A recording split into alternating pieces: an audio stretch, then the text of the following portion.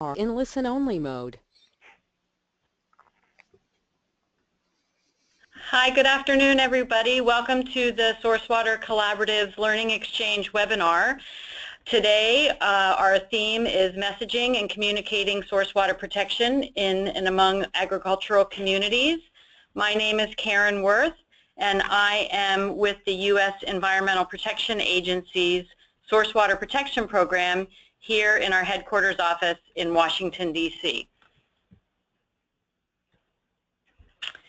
The SourceWater Collaborative is a group of 26 national organizations that work together as well as individually within their constituents and networks to help policymakers and planners, agricultural interest developers, citizens groups, and others integrate source water protection into key decision making.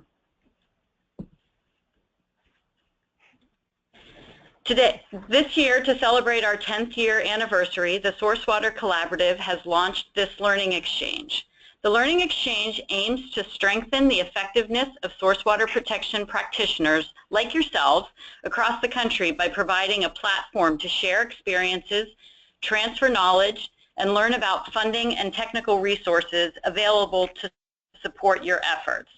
As a part of the Learning Exchange, we are sharing stories of success that showcase projects and partnerships making a difference in communities across the country and how others may duplicate these successes. The Learning Exchange offers knowledge sharing events such as these webinars, brown bags, and virtual workshops, opportunities to converse with peers through online networking, forums, and social media, and shareable quotes, graphics, and tips to support your organization's operations and outreach efforts. Technical and educational materials also are available and recommended to peers by collaborative members and organizations and Learning Exchange participants. Over the past 5 months, the Learning Exchange has offered organized events, communications, and resources by some overarching themes.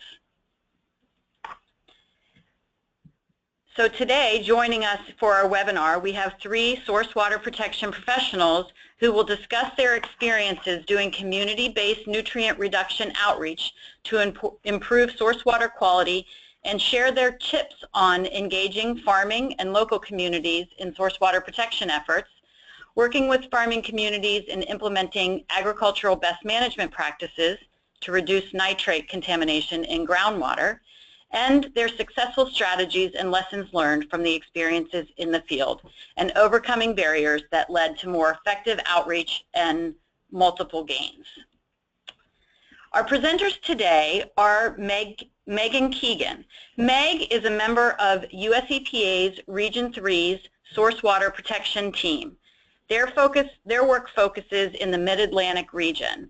Meg works with several source water protection collaboratives and partnerships in Pennsylvania, including the Eastern Lancaster County Source Water Protection Collaborative and the Lower Susquehanna Source Water Protection Partnership. She's focused on protecting drinking water sources in agricultural areas. In addition, Meg also oversees both Virginia and Maryland source water protection programs and leads a regional workshop on emerging contaminants in drinking water. Joining Megan on her presentation will be Stephanie Armpriester. Stephanie is the Municipal Outreach Coordinator with the Lancaster Farmland Trust, a nonprofit organization located in Strasburg, Pennsylvania. Stephanie works with plain sect farmers, both Amish and Mennonites, to preserve their farms from development and also assist in providing resources to farmers to implement best management practices on their land. Stephanie has co-led the Eastern Lancaster County, or ELANCO, Source Water Collaborative since 2014, and to date has worked with over 90 farmers to improve drinking water quality in Lancaster County. And last up will be Eric Fuchs. Eric serves as the source water technician for the Missouri Rural Water Association staff since March of 2014 and has joined us today to share his efforts working with producers on cover crops to reduce nutrient runoff to surface groundwater resources. We, of course, will welcome your questions today at the conclusion of our webinar. We will not be taking verbal questions, so we will ask that you please, on the you enter your questions into the question box at the side of your webinar panel. We will address those questions after both presentations are completed. If your questions are directed to a specific panelist, please make sure you include the panelist's name in your question.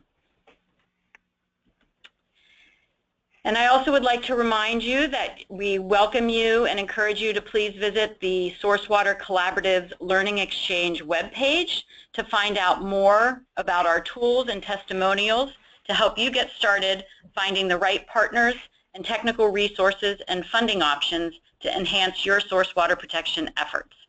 Learning Exchange resources and events are available to all interested groups, and you're encouraged to participate and contribute in ways that suit you and your organizational interests. Here you can see this month's and past month's themes. The Source Water Collaborative has posted a variety of resources from each of its members and other organizations on its web pages, including past webinars, in case you've missed them. And also this webinar will also be posted once it's completed in the next few days on the Source Water Collaborative Learning Exchange website. And with that, I'd like to introduce Meg and Stephanie to talk to us about their work in Eastern Lancaster County. Meg? Thanks, Karen. Thank you so much. Hello, everyone. Thanks for tuning in. We really appreciate it. As Karen mentioned, my colleague Stephanie and I are going to discuss the work that we're doing out in Eastern Lancaster County, Pennsylvania. As many of you know, this is a highly agricultural area. The photo is from Elanco, and we are working with primarily plain sect communities. Specifically, we're going to discuss our lessons learned in trying to communicate for behavior change in protecting drinking water resources in this unique community. Next slide.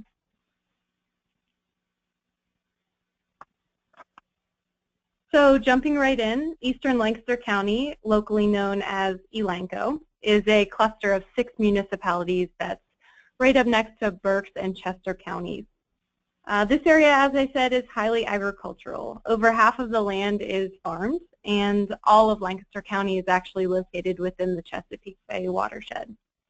So this area is actually really important to focus our work in because we know, based on a high level of public water system nitrate violations, that there are issues with local drinking water quality. But it's not just a local issue. Lancaster County is one of the worst offenders in non-point source pollution to the Chesapeake Bay, specifically manure nitrogen loading. So we know that these are both issues, and so a lot of the work that we actually do contributes to both Clean Water and Safe Drinking Water Act goals. Next slide. So right now I'm going to give, I guess, a quick scan in order to kind of set the context for this community and give everyone a sense of who we are trying to reach and trying to enact behavior change. This area, from an environmental perspective, there is high nutrient loading from over 2 centuries of agricultural production. We understand that the groundwater is contaminated primarily with nitrates, and there is also a significant issue with surface water, both nutrient loading and sediment loading. Another interesting thing is one thing that contributes to the awesome fertile soil that we have that's amazing for farming is karst geology. So we have this issue of an underground dissolution of rock into networks that can actually convey groundwater contaminants very quickly. From the regulatory perspective, we don't have the ability to regulate private wells.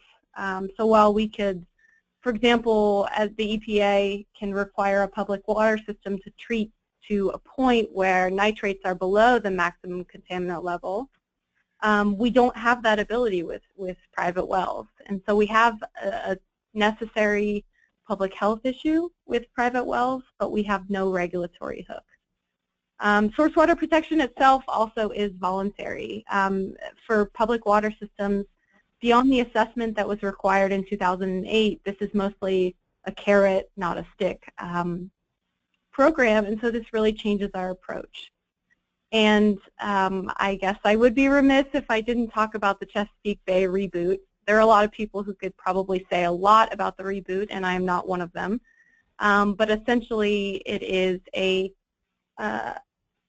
shift towards enforcement for farmers in order to get Pennsylvania back on track to reach its water quality goals in the Chesapeake Bay.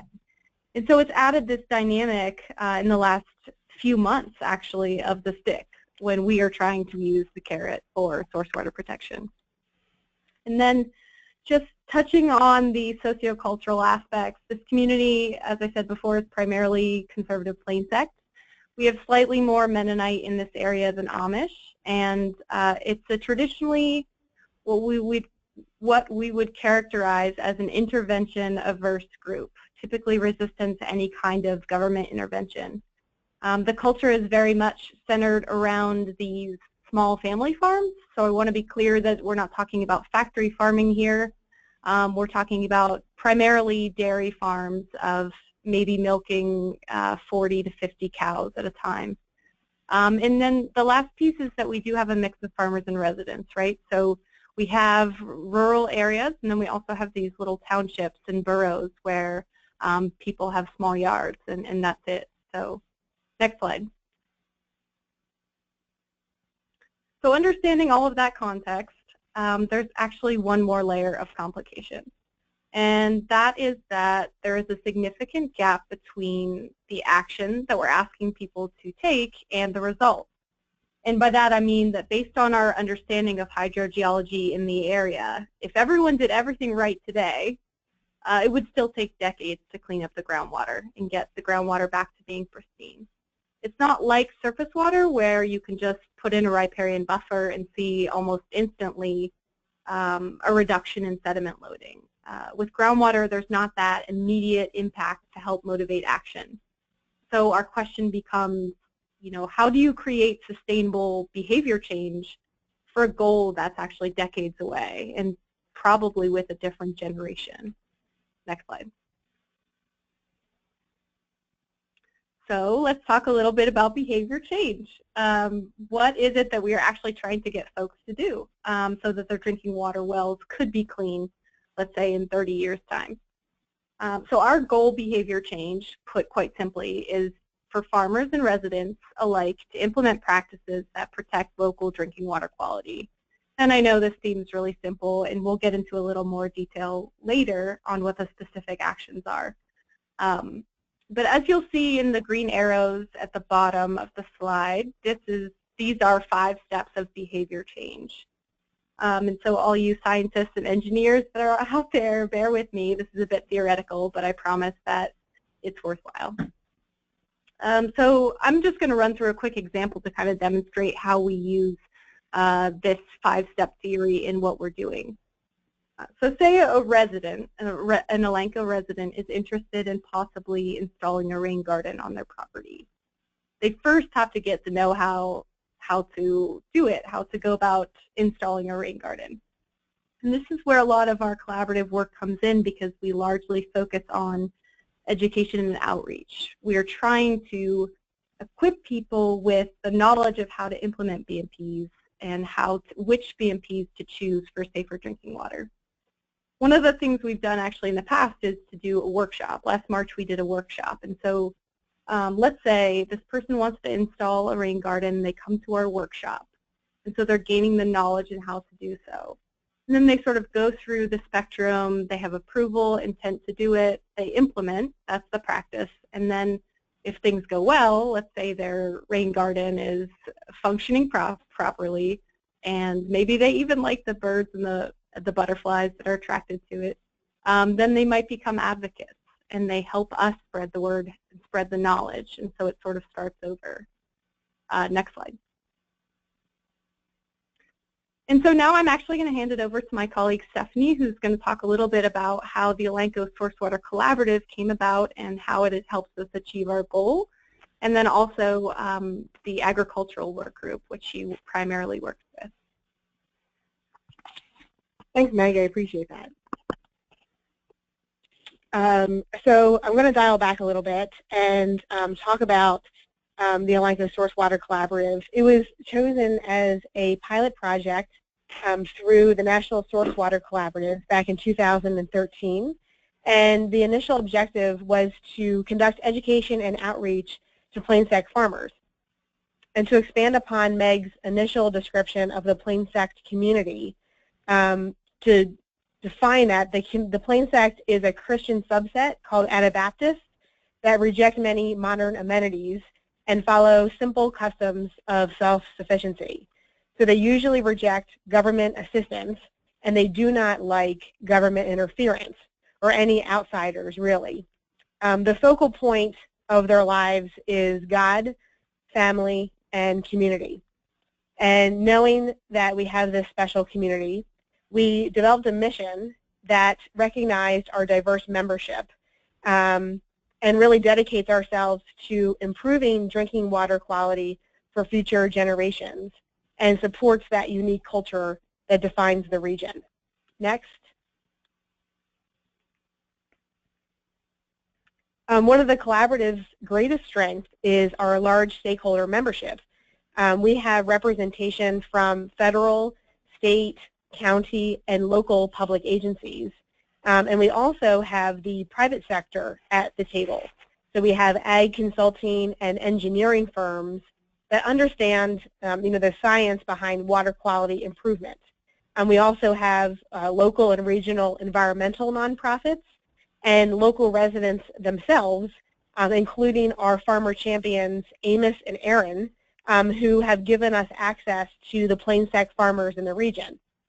And I also want to mention the importance of local organizations who can be the face of the Elanco initiative on the ground.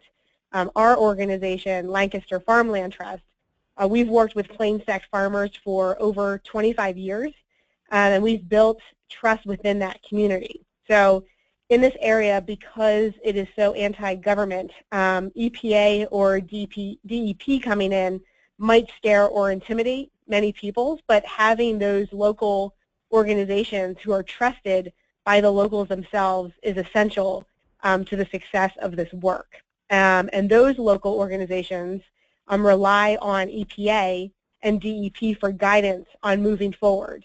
So it really is a joint effort. Next.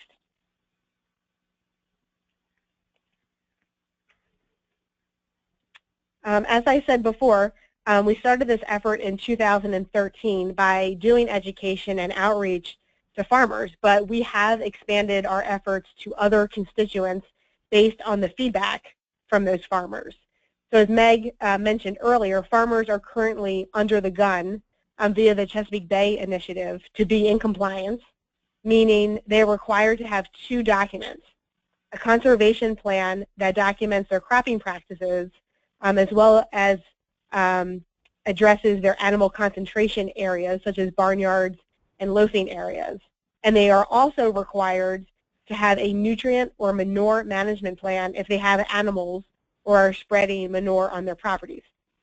So for the smaller family farms with less animal densities, a manure management plan is all that's needed, and a farmer can actually write that plan himself. With that context, our efforts to change behavior is difficult when farmers feel like everyone is blaming them. So farmers wanted to see a joint effort, to see that everyone's pitching in, not just the agricultural community, and we listened. So now we have expanded our efforts to include residents as well as municipalities. We also have done some initial outreach to public water suppliers, and right now our major committees are the agricultural, residential, and municipal committees that we're working and doing our work. Next. I want to go back to the behavior change slide and apply that to our farmer case study. The top row are the involved players, and the bottom row are the steps we took toward that behavior change. On the top right, Amos and Aaron, those are our Mennonite community representatives, are at the end of the behavior change spectrum. They're already advocates for good farming practices that improve water quality. A little more about Amos and Aaron. Aaron is a small business owner of a local farm supply shop in Cherry Hill. And Aaron used to be a farmer in the 1970s. So he knows many of the farmers in the area from church, but as well as he's been getting to know people that frequent his shop. And Amos is also a farmer who's now transitioning his operation to his son. So both are respected members of the community, and many people trust them, and they go to them for advice. So we have found that it has been essential to have a respected member of the community to be the advocate, especially in this community where they are very self-reliant. The Elanco Source Water Collaborative serves as the knowledge vehicle to hold those workshops and give facts to the farmers. We work with Amos and Aaron to be the middlemen that either encourage farmers to attend the workshops that we offer, or they actually host the meetings themselves. In fact, the basement of Aaron's shop has been our go-to meeting place now for 2 years to provide them with that knowledge. You know, in a space where farmers feel comfortable, it's easier to get them on board and approve of a practice. And to commit them to make a change, and we have had them sign up for conservation plans and then put that into practice by providing resources that they feel comfortable with to implement those best management practices, or BMPs. And by providing a relaxed environment for farmers with trusted community advocates, and also with a proactive and respectful approach to these farmers, and also armed with the accurate knowledge that will benefit them, you know, you can really set yourself up in your constituency for a behavior change. Next. So I want to go into what we did with the community more specifically via our education and outreach to, you know, through our messaging, what types of behavior change have we seen. So we wanted to get the initial word out about the collaborative and good farming practices that would improve drinking water quality back in 2013 to our Plains Tech farmers. So we retained a great speaker, Ray Archuleta from NRCS, to come and talk about soil health and no-till farming. So we held the event at Shady Maple Smorgasbord, which is a very well-known restaurant locally. You know, free food and a good speaker are always good draws to the farming community. We then utilized local communication methods to get that word out. So there is no email or social media in the Plains Tech world, but the next best thing is the Mennonite hotline, which leaves a voicemail on each farmer's phone in the area. So, you know, we didn't even know that this existed until Amos and Aaron told us about it, and we've been working with that community for, you know, 25 years. So Amos and Aaron used the hotline to tell farmers about the event and applied some community pressure to attend.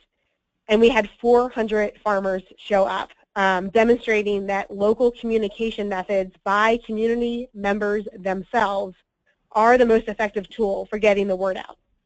Next. After the event, we wanted to keep that momentum going. We had so many farmers come out that we really wanted to, you know, capitalize on that in some way, shape, or form. So we held small farmer focus groups on different topics, such as no-till farming, pesticides and groundwater, and manure management. And all of those topics would help improve drinking water quality. The essential piece in the success of the focus groups was, again, Amos and Aaron, who handpicked farmers that might be interested in those topics, but may not have taken the steps yet to make a change. They knew their farmers better than anyone else. Farmers would come into Aaron's shop and casually ask questions about conservation plans or new farming practices. So he already had the pulse of the community, which was very helpful. We also knew, given the community, that they really relied on each other and they don't like to be told what to do. So our first focus group to try to make our farmers feel comfortable was bringing together veteran no-tillers in the area and amateur no-tillers, or even no-tillers that have not made the step to implement that practice, and really have a farmer-to-farmer mentoring session. So, you know, we didn't do much talking, just an introduction, and then we also had an ag extension facilitator there to keep the conversation going. But we really just handed the floor to the farmers for casual discussion. And through these focus groups, we really tried to be sensitive to the community's values and conducted our education and outreach in a way that was acceptable to them, and give them really the opportunity to empower themselves. Also, the small work environment helps build trust within that community and show them that we're really trying to help them and not tell them what to do. And from a messaging standpoint, we really tried to connect the environmental benefits to the economic benefits of farming. You know, we're working with small family farms that often struggle with their bottom lines, and the economic argument is essential really to convincing those farmers to make a change.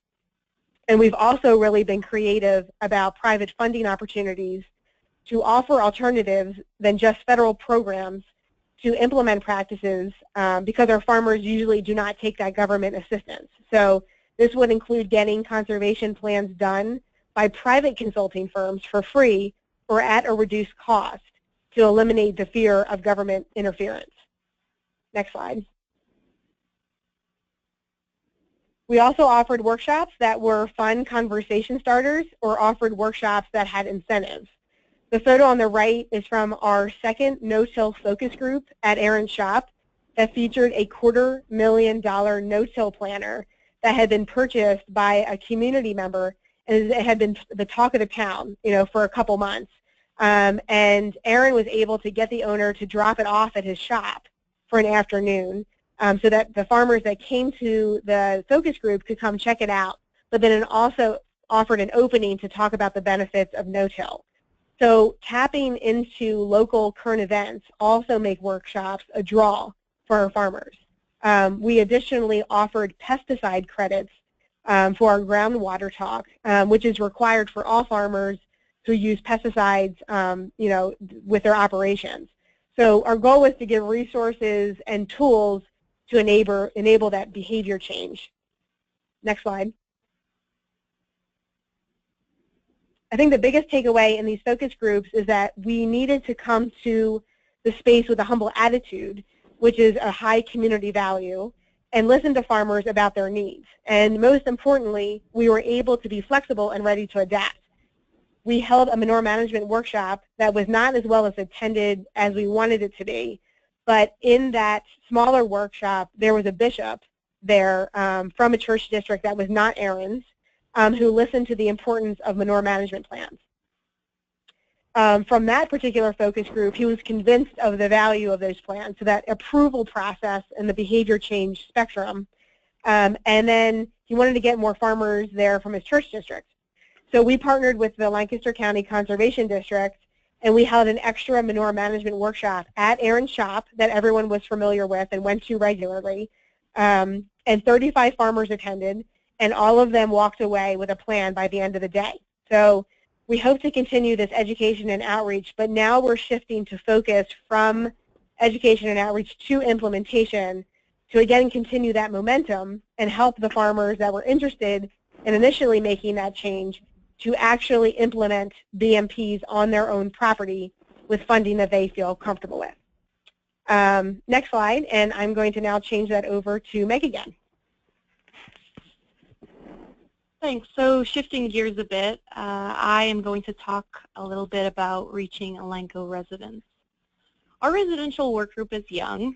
We are less than a year old, and as Stephanie mentioned, it was sort of born out of this persistent concern from our farmers that they were the ones being blamed for all of the water quality issues. And so we listened and we pursued this idea to shift the finger pointing away from farmers and instead take this opportunity to package this as a community-wide movement using messaging that everyone, you know, whether you have 60 cows or a small yard, has a part in protecting drinking water resources.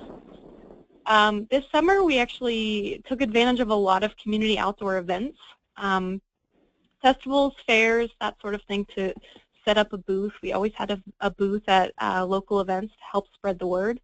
And one thing that we actually learned is that if we can pull children in, for example, in the picture by using something like an EnviroScape, and we also have a groundwater model, if we can pull children in at these family events, then a lot of times the parents will come too, and they'll follow, and we have the opportunity to hand them some more targeted outreach materials and you know, grab their ear for a minute.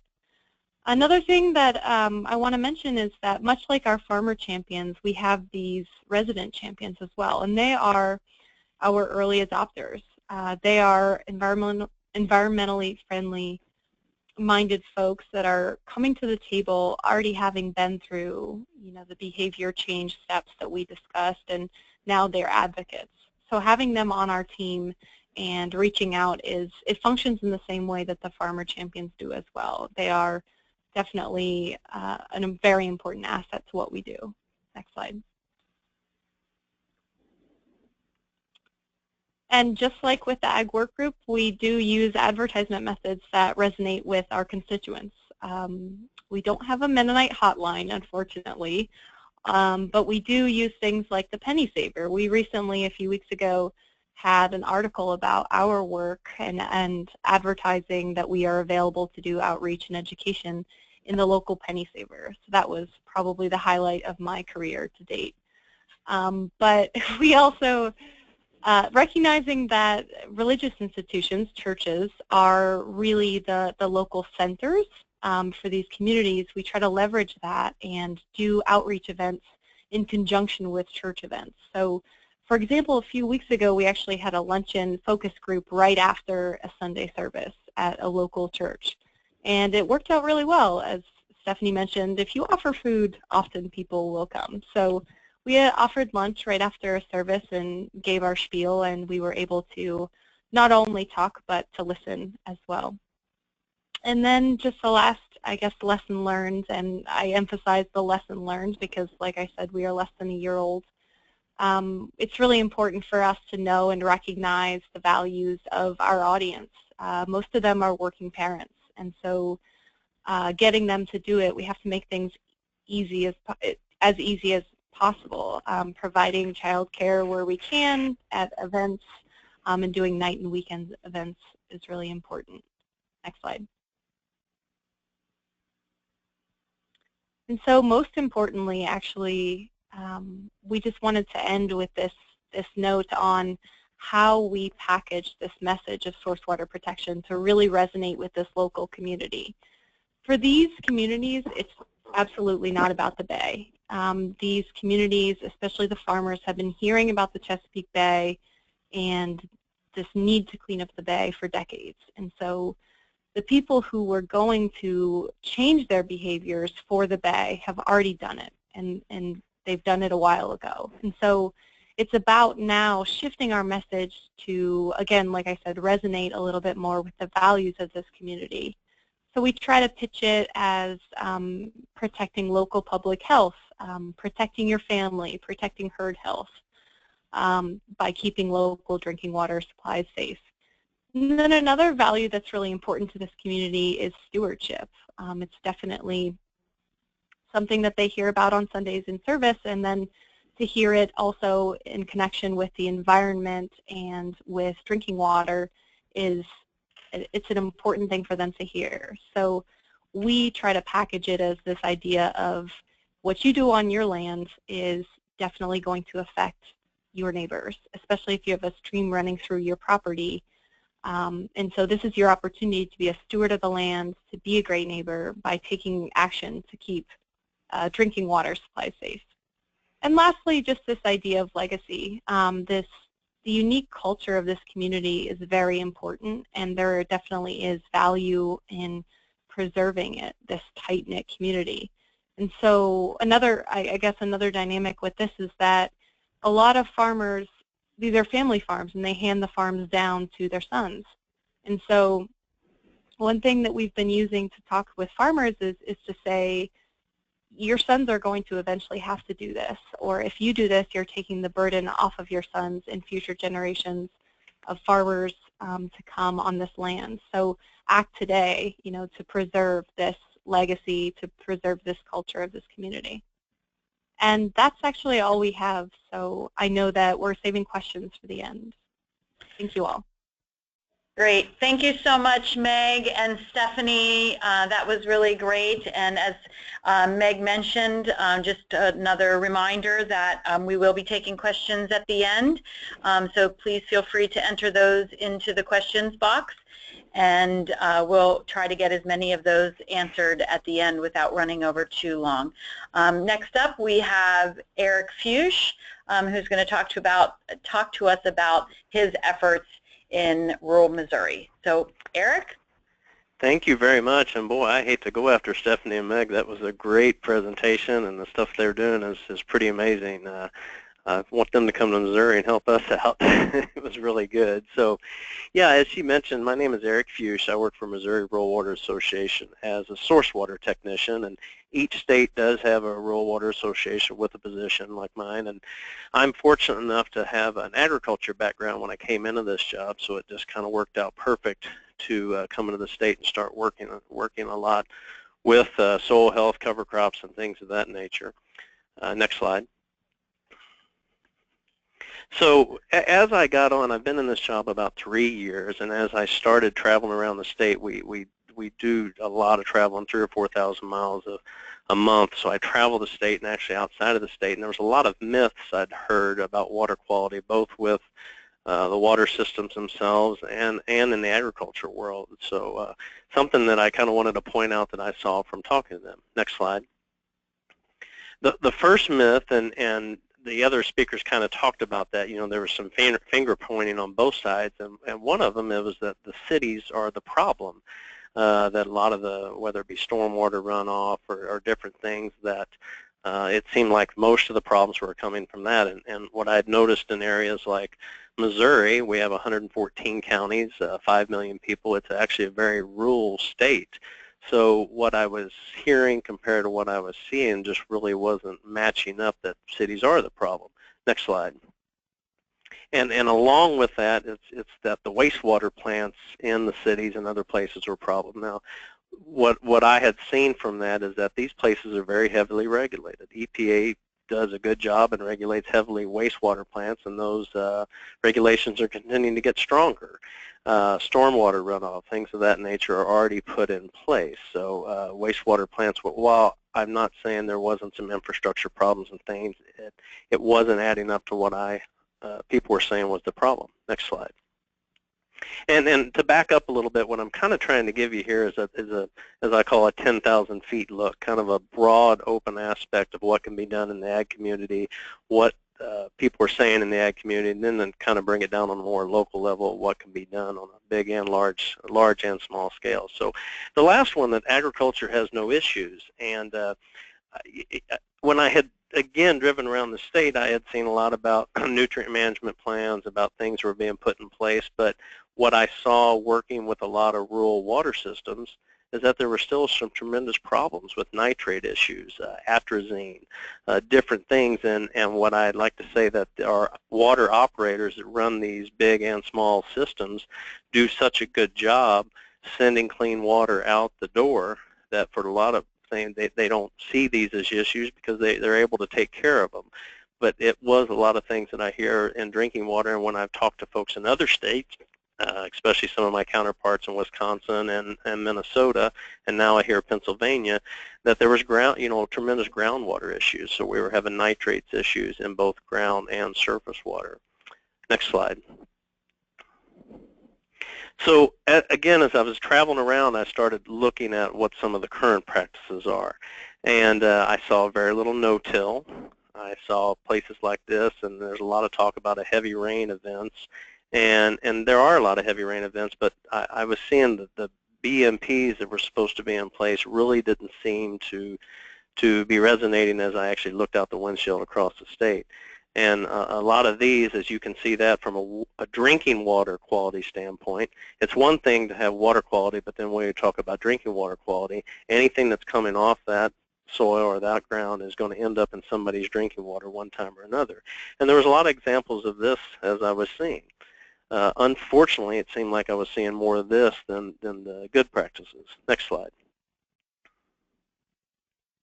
So this is just some of the examples from a broad thing. One thing I've noticed, this is the Toledo, Ohio. For those that don't know, they had a bad algae bloom, actually shut off the drinking water for 3 or 4 days for the entire city. And what has happened in our world is, both with this, Flint, Michigan, and other things, is the consumer is starting to get more and more educated on what's happening. They're asking more and more questions. And so the place of the burden is trying to be put on other folks, what we need to do about it. So when we see things like this, most of the time these are ag type related. We have the dead zone in the Gulf. We have this. Of course, we hear a lot about the Chesapeake Bay, and Stephanie and Meg mentioned that that's been going on for years, for 20 years. And unfortunately, for the most part, we have not seen any significant changes.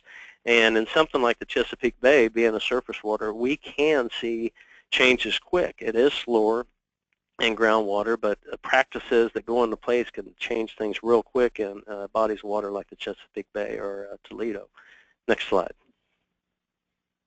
So I throw this up, and unfortunately I'm not there where I can talk, but I always ask the question of the crowd is, what is the difference between these two slides? And the situation is, the one on the right is from the 1930s Dust Bowl, and the one on the left is 2012.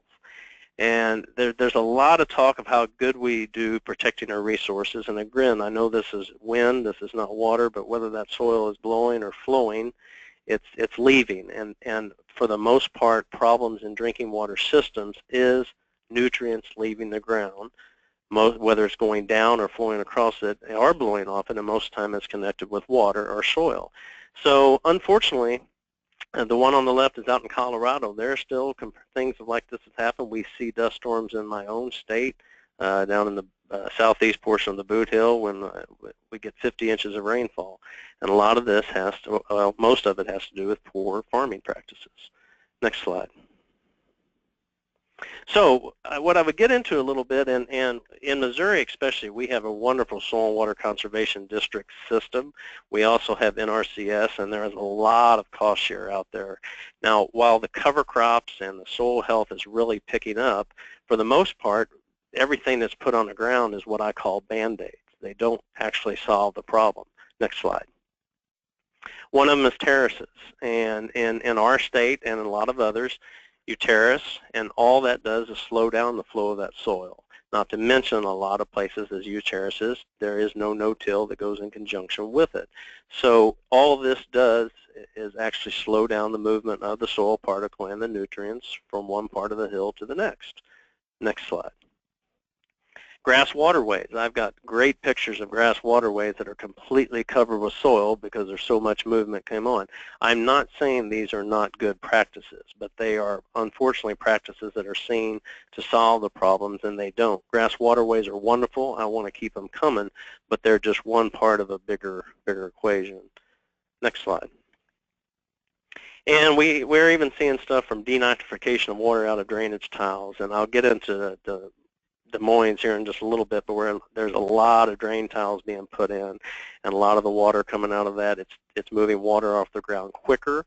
We're seeing water come with nutrients out quicker, and again, the problem is with a lot of these, it's a Band-Aid fix for poor farming or poor soil health practices. Next slide. This is just an example of where I think, my own personal opinion, where I think things are going to go in the future. It's going to get more income-based, and it's the same thing when we talk about Des Moines. This is a slide, and I know it's very hard to see, but it's my counterpart from Wisconsin showed me this, and it's little towns in Wisconsin that are having problems with nitrate levels in their groundwater. And these are, it's a population, the name of the town, the population, and then what they've had to done and how much money it's cost per resident. So in some of these smaller places, they're having to drill a completely new well, $2,455 per resident in that small town to have clean drinking water. So what's going to happen is, as this is going on, people are going to start looking at these numbers and saying, now why are we having to spend money on a problem that we really feel like is out of our control? Or how do we solve that? How do we make it better? Next slide. So with that, I get into Des Moines Water Works, and I imagine a lot of folks on this call are familiar with that. If not, I'll give a little overview.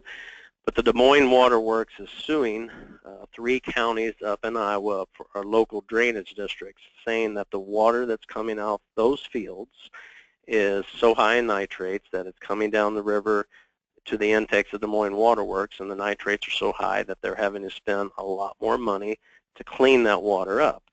So, you know, they've worked, the way I understand, there has been some work to try to put BMPs on the ground, and it hasn't helped. So my question is, does it have merit? And the reason I'm going through here is to see kind of how the tide is turning against things changing, and I'm afraid it's going to go from a voluntary thing to actually regulations being put out there. And I put on there, does it have merit? And no doubt the water that's coming off those fields are high in nitrates. And the biggest thing about it from my standpoint, from both agriculture and drinking water, is it's precedent setting. It starts clouding that point, non-point. You know, from the most part, EPA always regulates non-point wastewater plants, industrial releases, things of that nature. But this gets into the non-point thing, as it's taken in a broad area and saying all the water that's coming out of this area is high in nitrates. So it's a big deal in the ag community. It's a big deal in a lot of different places on how this is going to pan out. And I think with a lot of education, a lot of things put out, we can keep things like this from happening where there's really no winning in a situation like this. Next slide. So I just wanted to start again from a broad perspective. Is we hear a lot about no-till, we hear a lot about cover crops, but the overall thing we're trying to reach is soil health. And cover crops do immediately hold soil in place. They immediately hold nutrient in place. No-till, more of a long-term aspect, again, keeps soil movement. But all of them coupled together, no-till and cover crops, equals good soil health. So we have a short-term, we have a long-term, and that's how they work together. If we continuously use no-tills and use covers, and we equal better soil health. And with things of increase in organic matter and the ground keeping covered, scavenge those nutrients where they're not either going across the soil or down into the soil to our water table, we can actually solve our problems. Now, this is a big step and a lot of different things, different management that our farmers are used to. And it's the education selling, but there's a lot of folks, the girls mentioned Ray Archuleta, who I've heard speak many times. There's ways of doing this. It's both beneficial for the farmer, and no doubt it will solve the problems in nutrient reduction in both surface and groundwater. Next slide. These are just, we have worked with, I'm trying to come down now more on a local level. We had worked with a local farmer through a grant with National Wildlife Federation and a water system to work with a farmer. And he hadn't really even got into cover crops or soil health that much. And this was after a couple years. They had a huge rainfall event, and he was able to go out and take a picture. And the one on the right is his neighbor's field, the runoff from his neighbor's field, and the one on the right above is the runoff of his field. So from a water quality, drinking water quality standpoint, when that's going into a water system, we immediately see the benefits of not only reduction in cost to get that water clean, but just the quality of water that's coming in there. It's easiest for it to justify farming methods of that nature and say, hey, look what we're doing. Next slide. Just another picture, and the thing I wanted to point out, this was not some small event. This was, I don't remember the numbers, but it was a 6 or 7 inch rainfall event. You can see the slide on the left there where it was actually going over the county road. So this is one of those big rain events or that we always hear about, that most of the soil leaves, and you know, there's nothing we can do about a lot of that. But so it just shows the benefits of putting those practices on the ground. Next slide. So this is something we've done in Missouri. I've heard a lot of other states do this, but it's again on a broad scale. Missouri Rural Water Association has partnered with State Department of Ag and NRCS on a Resource Conservation Partnership Program grant. They looked to us to be the subject matter experts to try to pick out different water systems in the state that were the most susceptible, and to try to put cover crops, 20,000 acres of cover crops was the goal for 3 years on the ground. We've done some partnerships with our primacy agency and water systems to actually put cover crops and get in no-till and try to do some monitoring to see what it was doing in a large water system or the source water for that system. I had mentioned the National Wildlife Federation. But the main goal I've tried to do is to bridge the gap between agriculture and clean drinking water. A lot of people in the ag community talk about clean water. You know, everybody wants clean water, but they truly don't understand what clean water is and compare it to clean drinking water. So, you know, we can have some reduction in soil loss, but if we're still getting nutrients moving off the ground, it's affecting drinking water. So I've had real good luck to go into different agencies, different ones, talking to them and try to bridge that gap to show what it completely is. And you can lots of times get that aha moment with agriculture, and when they see, hey, this is what really has to go into making water clean, and to see how their small operation or their, you know, really gets bigger and bigger as it goes down the line, and what they do there actually does affect a lot of people. So next slide. So the future, I just kind of like to put this on because I give this presentation to a lot of farm groups, and I talk about the consumers are getting more informed. And right now, there's a lot of groups that are looking to actually start sourcing food, Kellogg's, others, based off farmers doing practices that are in place that are actually sustainable. So from my standpoint, I want the consumer to be informed correctly. I want them to see what is out there and what can happen. And I talk about EPA is regulating more. The Des Moines Water Works is a big deal. It's a precedent setting on what's going to happen. You know, I have no idea what the EPA can or will do, but I no doubt know there's rules that can come down. We got a lot of unknowns with the waters of the U.S., so I think there's going to be more regulation before there's less. And what I see for the most part is on a large scale, agriculture is not responding to the indicators. There's a ton of success stories, just like Stephanie and Meg talked. There's a huge movement on the soil health and cover crops. There's a lot of movement going a certain way, and there's a lot of cost share put out there. But when you take the overall whole of the ag community and the row cropping community, it's a very small percentage. And I don't think it's moving fast enough. So, you know, it's been, I feel my job and privilege to try to push this as quick as we can, because I don't want regulation to come down the pipe. I want it to change and do it the right way. Next slide. I just wanted to say one more little bit. This is my counterpart, Aaron, from Minnesota, was supposed to give thing, and this is just another small-scale project that he did. I don't know the complete details on this, but it was in a county that was having some nitrate issues in groundwater, and he started working with them with their wellhead and their time of travel. Next slide.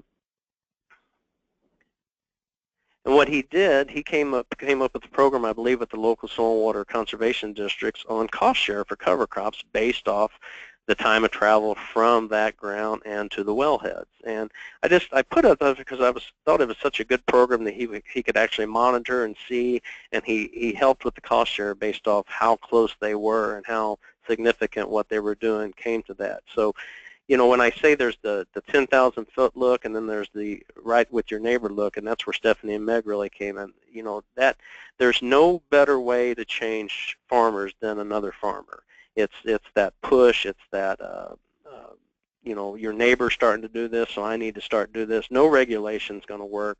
We can scream and holler and yell, but it's got to be both economical, and they know it's something that they need to do to kind of be a long-term survival. So I just thought this was neat, Aaron, working on a local level like this to kind of solve a problem for a local district. Next slide.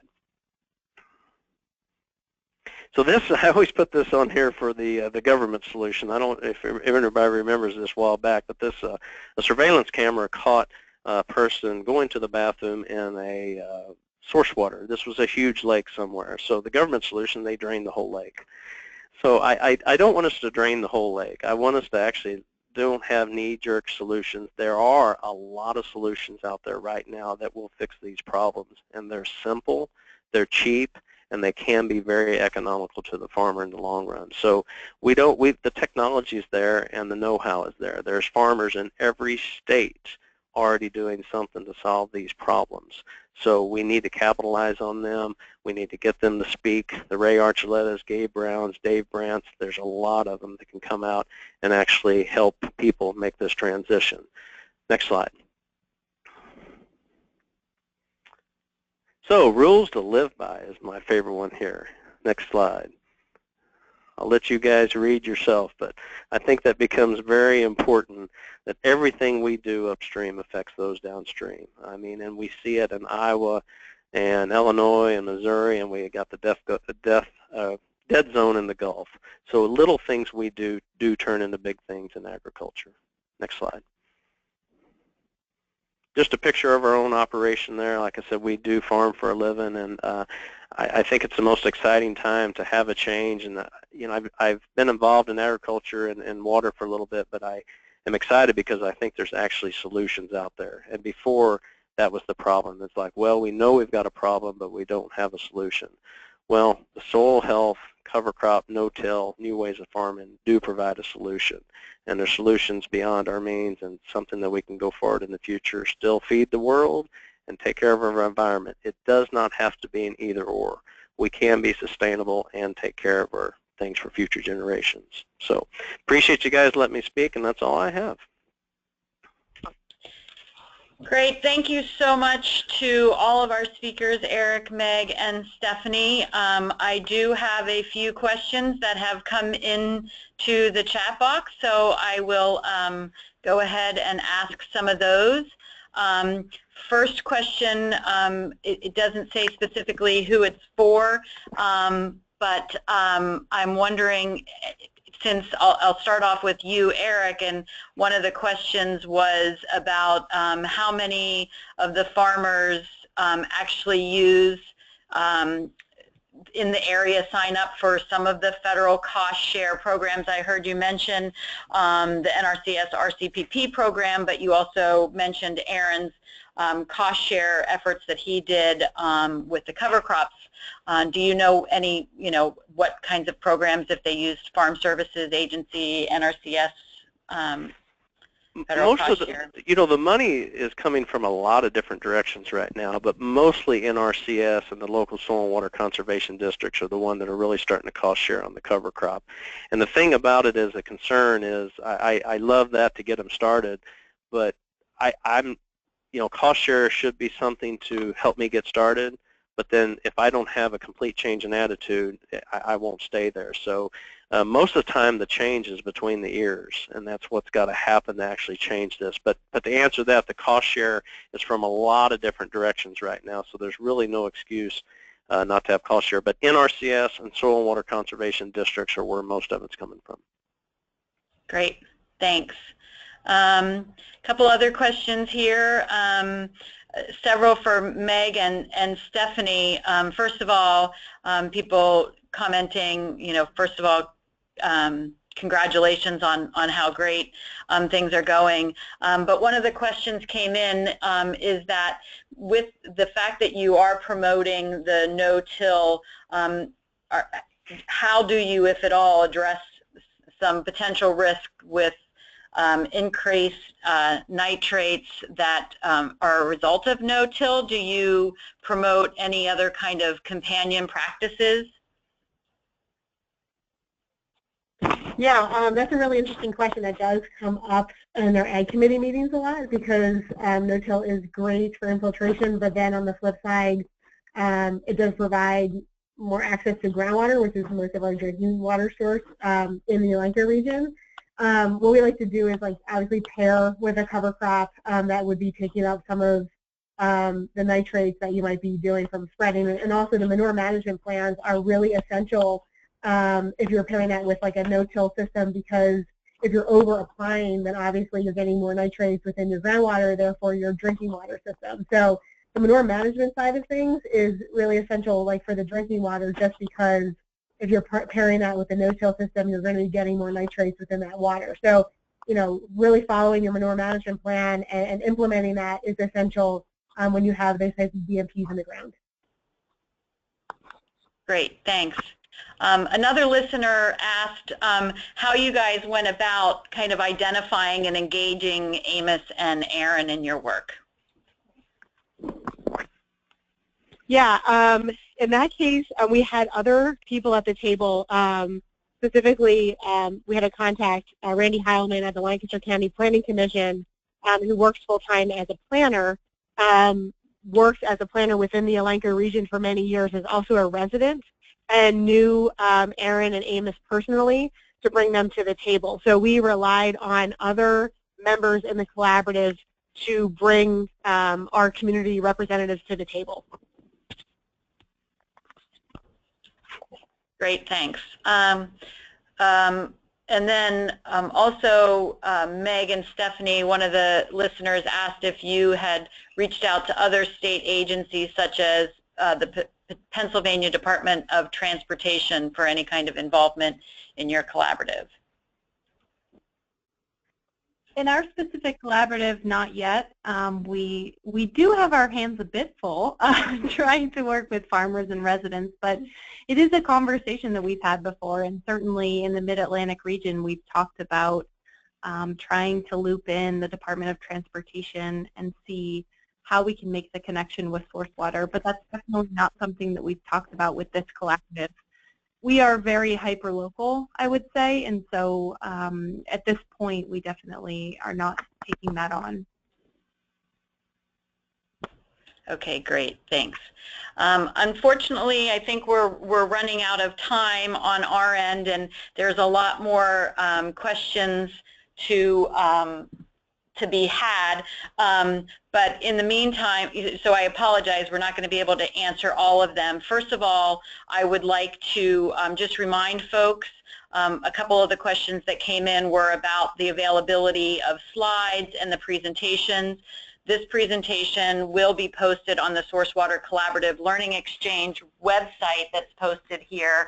A few other resources that we're also making available, and we will also ensure that folks contact that were part of the presenters today, we'll make sure their contact information is also made available as part of this, our Learning Exchange website. So if people have direct questions, they can reach out to them directly. So again, I thank all of you for your participation, and know that we're hoping to continue the Learning Exchange into 2017.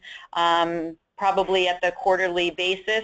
So please please keep your eye out for future announcements. And again, thank you all for joining us.